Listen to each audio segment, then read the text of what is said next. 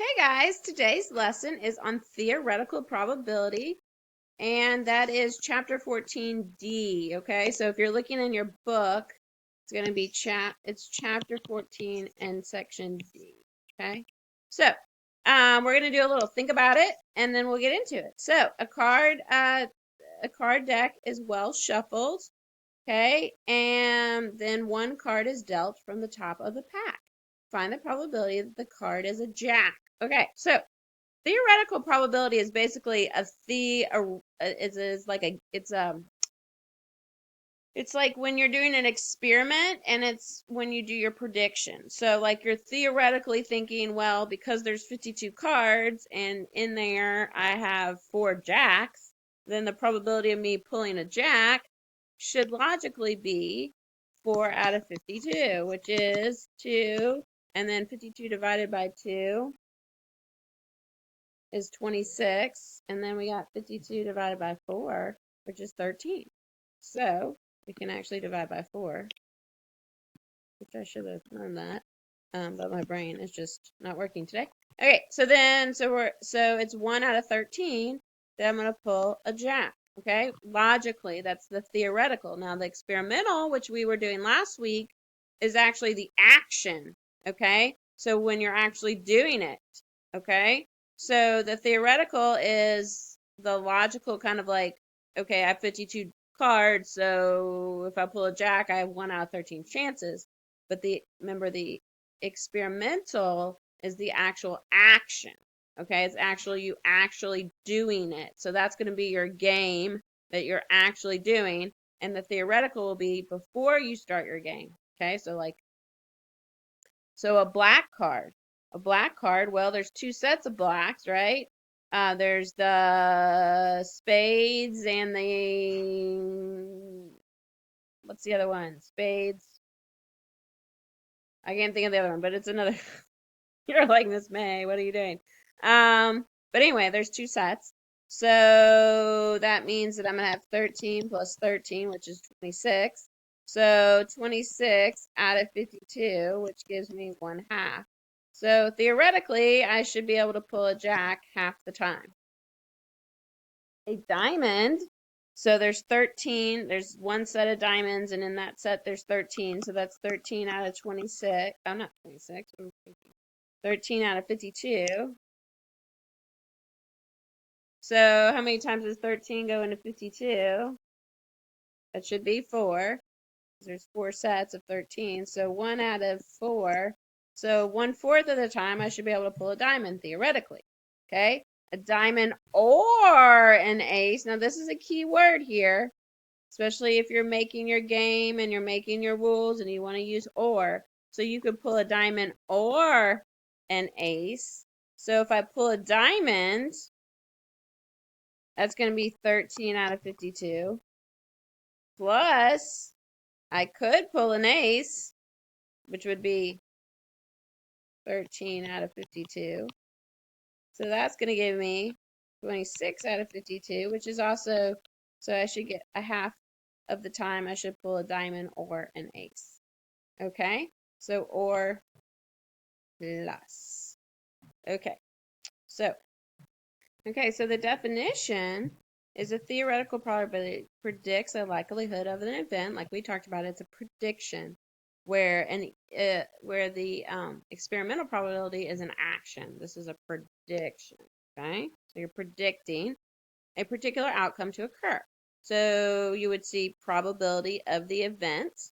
Okay, and the complement is also a vocabulary word that we need to know. So let's make this yellow. Let's highlight this. Complement of an event is the likelihood it will not occur. So it's the opposite of occurring. So that's why you have the written like this. Okay, so complement of an event is written like this. The probability of an event is written like this. Okay, so let's practice. So let's make this a little smaller. Okay, Amy is invited to select a treat from a bag containing 6 strawberries, 3 mints, and 5 chocolates. If Amy selects a treat at random, okay, find the probability and complement that she selects. Okay, so if she selects a mint, what is that going to be? Well, first of all, we got to figure out total. Remember, that's always our first step. So 6, 9, 14. So 14 is my total amount that I have of my candies that I'm selecting from my bag. Okay, so if I want to select a mint, so I'm going to do 3 out of 14 chances. Okay, and if what the complement to that be, so this is the probability of the event, and the probability that won't occur is going to be 14 minus 3, which is 11 out of 14. Okay, so notice that up here it's 1 minus the events, because it's likelihood of all the events not occurring, and the one that is occurring, you're going to subtract that out. Okay, so now we've got a mint or chocolate. So we have 3 out of 14 plus 5 out of 14, which gives us 8 out of 14. Okay, and then if I take my total, which is 14 minus 8, is going to give me 6. So 14 over 14, which is my whole, minus 8 over 14, which gives me 6 out of 14. And I can reduce this down to 4 over 7, and I can reduce this down to 3 over 7, which again also adds up to the total. Notice that when I simplify them, they add up to the total. So the probability that the event will occur is 4 out of 7. The probability the event will not occur is 3 out of 7. Okay, so I'd like you to stop your video right now. I'd like you to try B on your own, please. And when you're ready, turn your video back on. Well, welcome back. Hope that you did this on your own so that you can kind of see where you are and what you need to work on. So let's read it together. Amy selects a chocolate, eats it, then passes the bag to Beth. Ooh, okay. So unlike the first one, so this might have been a little bit of a trouble. So don't worry if you got it wrong. Just kind of listen with me as we go along. But so notice that in A, there was nothing eaten. There was nothing taken away. Okay, so this goes back to when you're thinking about, remember how I introduced the project and I said, think about whether or not you want to have those two scenarios where it is not replaced or it is replaced. So if you're eating, so this one was basically not dealing with non-replacement, but here you're eating things and then passing it on, so you're not replacing them. So then if Beth is going to select at random after Amy eats it, there's going to be less things. So we need to think about that. Okay, so if we go back, we know that the total is 14, so that's the total, right? But if Amy selects a chocolate and then eats it and then passes to Beth, you're going to have not 14 when Beth gets it. What are you going to have? That is correct. So when Amy eats from the bag, you're going to have 14. But when Beth eats from the bag, you're only going to have a total of 13. So that denominator changes, that total changes. So we need to think about that. So there's two scenarios. So in this case, it says if Beth selects a treat at random, find the probability and the complement. Okay, so again, that's something we need to think about, and also you need to think about when you're doing your game. Are you going to have replacement or you're not going to have replacement? Because if you don't have replacement, you'll notice that the denominator continues to change.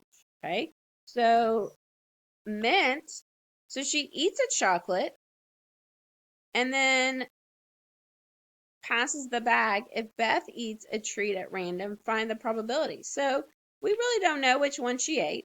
She just ate it at random.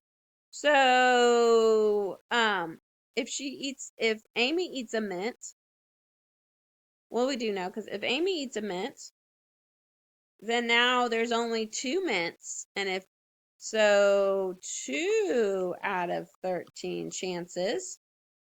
So then that leaves.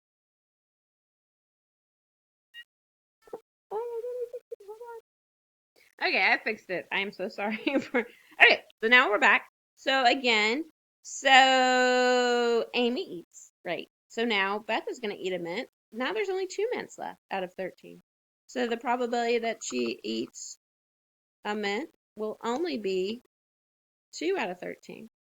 And then that means that you have 11 out of 13 that she will not eat a mint. Okay? So eat a chocolate. So let's say Amy eats that chocolate. Well, there were 5 chocolates when Amy ate it, but she ate one. So now Beth only has 4 chocolates out of 13, because remember our denominator changes. So Beth has a probability of eating a chocolate 4 out of 13, so that's her probability. And then not eating a chocolate would be 11 out of 13. Nope, not 11 out of 13. What are you doing, Miss May? You can't subtract. I know this is getting to my brain. Not enough coffee yet. You know me. Okay, here we go. We're gonna do this again. It's not 11. It's not 11. It is 9 out of 13 is the probability that she's not gonna eat a chocolate. Okay. So again, remember, probability of the event is what you predict is gonna occur. The complement is what you predicted subtracted from the whole. Okay? So that's how we got 9 out of 13. Now, when you don't replace it, the denominator is changing. So again, if they had another friend after Beth ate it, and then maybe Bob comes in and wants to eat a mint, then his probability is only going to be 1 out of 12. Okay? So think about that when you're replacing. So if you have Bob come in and he wants to eat a mint, your denominator is going to change and your numerator is going to change. Okay, so hope that this helps. I also have some practice problems I would like you to work. I'm going to post those and I would like you to work those and then watch the video and see how you do. Let me know if you have any questions, and I hope you're having a great day. Bye.